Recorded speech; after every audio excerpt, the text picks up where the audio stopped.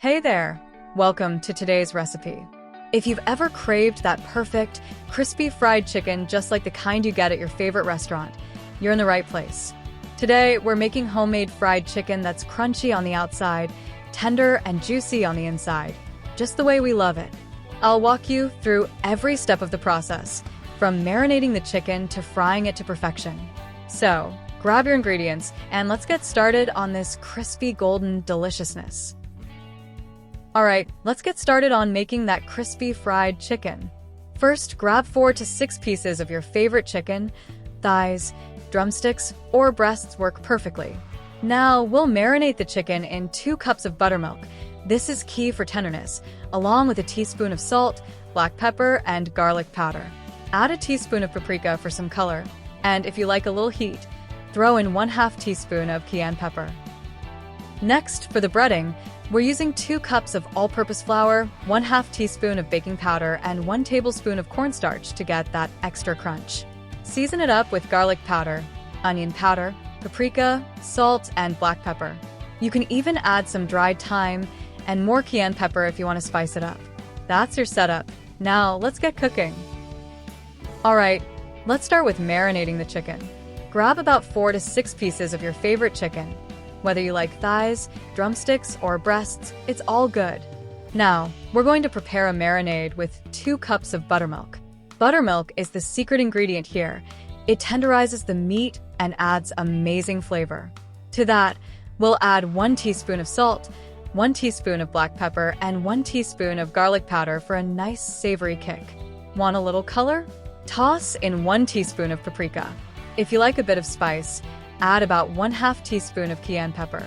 Mix everything together until it's well combined, and then submerge your chicken pieces in the buttermilk. This is the step where you let the chicken soak up all those flavors. For the best results, let it marinate for at least 2 hours in the fridge. Overnight would be even better. The longer it marinates, the juicier and more flavorful it'll be. Next up, we're getting our breading ready. In a separate bowl, grab 2 cups of all-purpose flour. This is the base for our crispy coating. Now, we're going to add 1/2 teaspoon of baking powder, which helps make the coating light and extra crispy. For even more crunch, add 1 tablespoon of cornstarch. This will give the chicken that store-bought, deep-fried texture. Then we'll season our flour mixture. Add 1 tablespoon each of garlic powder and onion powder for savory flavor, plus 1 teaspoon of paprika for a touch of color. Don't forget the salt and black pepper, about 1 teaspoon of each. If you want to kick it up a notch, you can add 1/2 teaspoon of cayenne pepper for some heat. Mix everything together so the spices are evenly distributed through the flour. Now your breading is ready to go, and we'll coat the chicken in this next. Alright, now that your chicken is marinated and your breading is ready, it's time to coat the chicken. First, take your chicken pieces out of the buttermilk and let any excess drip off. Don't rush this part. Getting the right amount of buttermilk on the chicken will help the flour stick. Now gently dredge each piece of chicken in the flour mixture. Press the flour into the chicken lightly to make sure it sticks well. The more you press, the better the coating will adhere. If you want to go for an even crispier crust, try the double dip method. Dip the chicken back into the buttermilk and then coat it again in the flour mixture. This will give you an extra thick, crunchy coating that's just amazing. Make sure each piece is well coated and ready for frying. Time to heat up the oil. In a large skillet or deep frying pan, pour in enough vegetable oil or peanut oil to cover about 2 to 3 inches of the bottom of the pan. We need a good amount of oil for frying, so don't be shy with it. Turn the heat up to medium-high and use a thermometer to check the temperature. You're looking for the oil to be around 350 degrees Fahrenheit, 175 degrees Celsius. If you don't have a thermometer, here's a trick. Drop a small pinch of flour into the oil. If it sizzles right away, the oil is hot enough. If it doesn't sizzle, give it another minute. Having the right oil temperature is crucial. Too hot, and the chicken will burn on the outside before it cooks through. Too cold, and it'll soak up too much oil and become greasy. Now for the fun part, frying the chicken. Gently place the chicken pieces into the hot oil, being careful not to overcrowd the pan. If you add too many pieces at once, the oil temperature will drop and your chicken won't cook properly. Fry the chicken in batches if needed. Cook each piece for about 10 to 12 minutes per side, depending on the size of the chicken pieces. You're looking for a beautiful golden brown crust.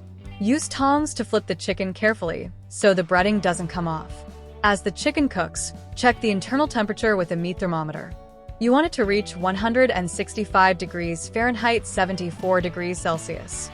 This ensures the chicken is cooked all the way through while keeping that crispy exterior intact. Once your chicken is golden brown and crispy, it's time to take it out of the oil. Use tongs to remove each piece and place it on a wire rack or a paper towel-lined plate. The wire rack is the best option because it lets the excess oil drain off while keeping the chicken crispy. If you leave it directly on paper towels, the bottom might get soggy. Let the chicken rest for about 5 to 10 minutes before serving. This resting time is important because it helps the juices redistribute inside the chicken, keeping it nice and juicy.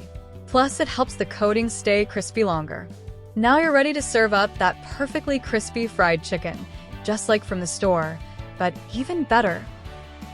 Lastly, here are a few tips that will really make your fried chicken stand out. First, the marinade is key to getting juicy, flavorful chicken. Buttermilk is your best friend here. It tenderizes the chicken and helps the coating stick better. If you don't have buttermilk, no worries. You can easily make a substitute by adding 1 tablespoon of lemon juice or vinegar to a cup of milk and letting it sit for about 5 minutes. Now, for that crispy coating, double dipping is a game changer. After coating the chicken in the flour mixture, dip it back into the buttermilk and coat it again in the flour. This adds an extra layer of crunch, which is what you want for that perfect fried texture.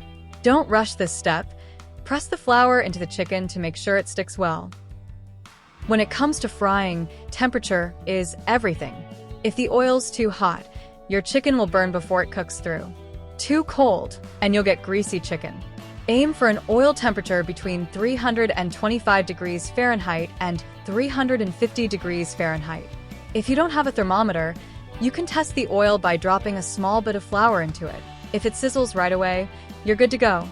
Finally, don't forget to let your chicken rest after frying. This helps the juices redistribute inside the meat, making it tender and juicy, and also keeps the crust crispy.